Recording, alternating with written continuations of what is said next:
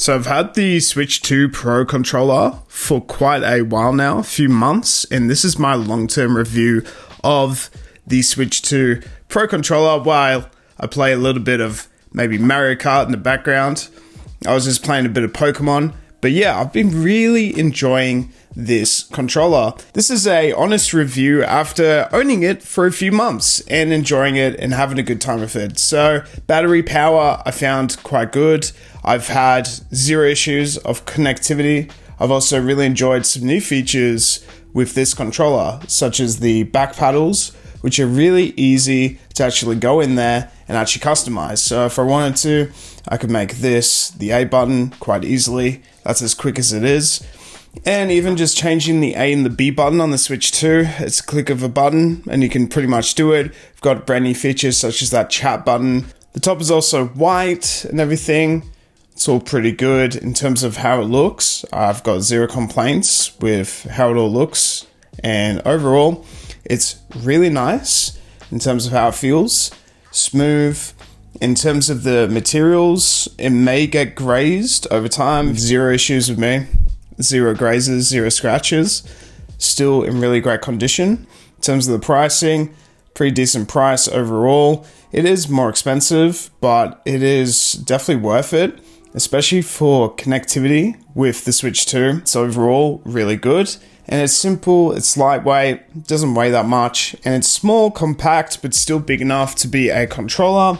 If I was to compare this to a full-size controller, it would be a little bit smaller, but still a decent enough size for you to sort of grip it and feel like a proper controller over maybe the Joy-Cons. So yeah, I really do like these sticks. I like how they feel overall. So you can definitely feel all the vibrations and everything, and definitely feel a little bit of movement with the game. You know, when you're playing, you actually fully feel it, which I really appreciate about this controller.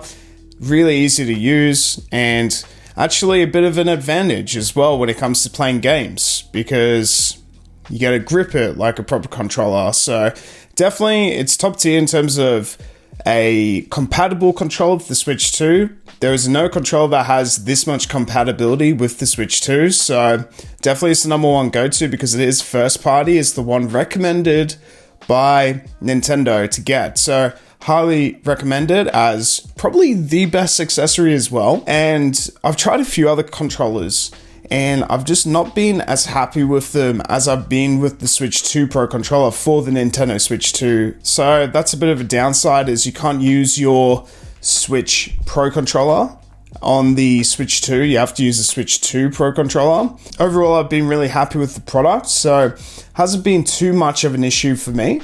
I've just been really just enjoying it as is. And it still does have a lot of the features that the Joy-Cons do have, such as the motion sensors, for example. And you're not really missing out on many other features that the Joy-Cons actually do have, maybe for certain types of games where you need to throw things or whatever. But, you know, in terms of the comparison with the Joy-Cons, it's not of much of a difference for me. Like, I actually prefer these because I play games like this with the Switch 2 Pro controller. So for me, it's not that much of an issue when it comes to this controller. I still very much enjoy it. Now, is it worth buying completely? I'd say if you do have the Switch 2, 100%. I think it is the go-to accessory for your Nintendo Switch 2 if you were to get one. It is about an extra $100 if it comes to the extra pricing in Australia. There's no bundle with it, so there's no discounts either. What you do get is a pretty good Pro controller. Some of the features that I would say would be missing would be a bit of customization, maybe different colors, or maybe different joysticks like the Elite Series 2, for example. But apart from that, nothing seems to be too bad with this controller. Zero any grays or scratches from using it over the last few months, but there's no reason to have any scratches, so it's definitely lasted quite a long time. I haven't really tested it out too much with traveling, but because it seems so lightweight and everything, it just seems could be quite good for traveling. And overall weight and dimensions seem pretty good, pretty nifty for the hands, and I've got pretty decent sized hands as well, so Not too bad. It does feel quite comfortable. Positioning seems quite good. I barely use these, to be honest. I just use these. And overall, it feels very comfortable, very natural to use. Switch the A and the B buttons sometimes, but overall, pretty happy. Once again, zero connectivity issues, but if there were, I just connect it via the USB Type-C and I charge it and then plug it into docking mode on the Switch. And that seems to do it. So overall, pretty good and very happy with it. So thanks guys for watching, and hopefully you have a good one. Thanks for watching.